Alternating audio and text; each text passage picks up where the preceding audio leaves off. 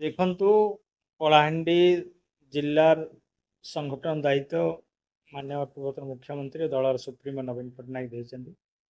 ତେଣୁ ସେଇଟାକୁ ଠିକ୍ ଭାବରେ ମୋତେ ନିଭାଇବାକୁ ପଡ଼ିବ। ସମସ୍ତଙ୍କୁ ନେଇକରି ତୃଣମୂଳ ସ୍ତରରେ ସଂଗଠନକୁ ମଜବୁତ କରିବାକୁ ପଡ଼ିବ। ବିଶେଷ କରି ଆପଣମାନେ ଜାଣିଛନ୍ତି ଏଇ 13 ମାସ ଭିତରେ ଏଇ ସରକାର ଆସିଲା ପରେ ବିଶେଷ କରି କଳାହାଣ୍ଡିରେ ଯେଉଁ ପ୍ରକାର ସରକାର ଅଣଦେଖା କରିଛନ୍ତି ତାକୁ ମଧ୍ୟ ଆମେ ସରକାରଙ୍କୁ ଘେରିବୁ। ତା ସହିତ ଆଜି ଆପଣମାନେ ଦେଖିପାରୁଥିବେ ଯେ କଳାହାଣ୍ଡିରେ ଆମର ଚାଷରେ ରାଜ୍ୟରେ ଆମେ ଭାତଆଣୀ ଭାବରେ ପରିଗଣିତ ହୋଇଛି କଳାହାଣ୍ଡି। ଏଇଟା କେବଳ ପୂର୍ବତନ ମୁଖ୍ୟମନ୍ତ୍ରୀ ନବୀନ ପଟ୍ଟନାୟକଙ୍କ ଯୋଗୁଁ।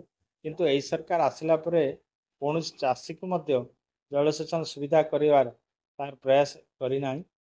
ବିଶେଷ କରି ଏବେ ଆମର ଯେଉଁ ଚାଷୀ ଭାଇମାନେ ତାଙ୍କର ଧାନ ବିକିବା ପାଇଁ ଯେଉଁ ରେଜିଷ୍ଟ୍ରେସନ କରିଛନ୍ତି ସେଥିରେ ବହୁତ ହଇରାଣ ହରକତ ହେଉଛନ୍ତି ଏବଂ ଅନେକ ଚାଷୀ ସେଥିରୁ ବାଦ ପଡ଼ୁଛନ୍ତି। ତେଣୁ ଏଇସବୁ ଜିନିଷ ଗୁଡ଼ାକ ଆମେ ନିହାତି ଭାବରେ ଆଗାମୀ ଦିନରେ ମୁଦା କରିବୁ ଏବଂ ସରକାରକୁ ଘେରିବୁ ଏବଂ ଲୋକଙ୍କ ପାଇଁ ଆମେ ଲଢ଼େଇ କରିବୁ। ଏବଂ ବିଶେଷ କରି କଳାହାଣ୍ଡିରେ ଯାହା ଯାହା ଦରକାର ଆମର ସଂଗଠନ ପାଇଁ ତାର ଉପରେ ମୁଁ ନିହାତି ଭାବରେ କାର୍ଯ୍ୟ କରିବି। ଆଉ ପଞ୍ଚାୟତ ସ୍ତରଠାରୁ ଆରମ୍ଭ କରି ବ୍ଲକ ଏବଂ ଜିଲ୍ଲା ପର୍ଯ୍ୟନ୍ତ ସଂଗଠନ ମଜବୁତ ହେବ।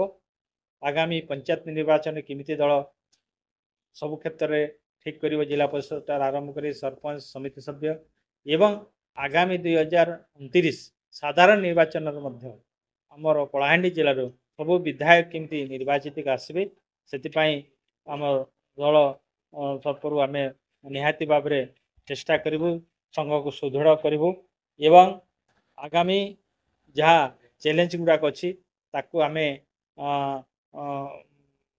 ସଂଗଠନ ମାଧ୍ୟମରେ ଆମେ ଦୂର କରିବା ସହିତ ଆମର ସବୁ କ୍ଷେତ୍ରରେ କେମିତି ଦଳ ସଂଗଠିତ ହେବ, ସମସ୍ତଙ୍କୁ କେମିତି ଆମେ ନେଇକି ଯିବା ସେ ଉପରେ ନିହାତି ଭାବରେ ମୁଁ ଧ୍ୟାନ